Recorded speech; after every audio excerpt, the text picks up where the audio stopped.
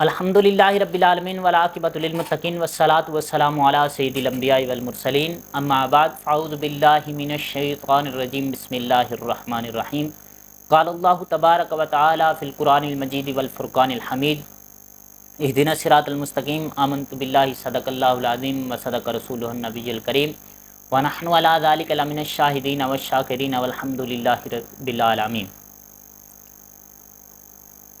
پیاری نبی کی پیاری پیاری حدیثیں۔ آج ہماری حدیث کا عنوان ہے ناپسندیدہ عادتیں۔ حضور نبی رحمت صلی اللہ علیہ وسلم نے ارشاد فرمایا، بے شک اللہ تبارک و تعالی فحش گوئی اور بد زبانی کو پسند نہیں فرماتا۔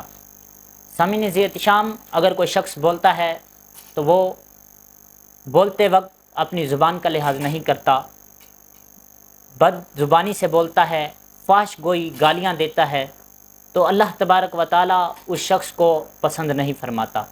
تو سامعین ذی احتشام، ہمیں چاہیے کہ ہم کسی کے ساتھ بھی پیش آئیں تو حسن سلوک کے ساتھ بات کریں، اس کے ساتھ سلام کریں اور سلام میں پہل کرنی چاہیے، سلام کے ساتھ بات کریں، پھر اس کو جب بات ختم ہو تو پھر بھی سلام کے ساتھ ادھر سے روانہ ہوں۔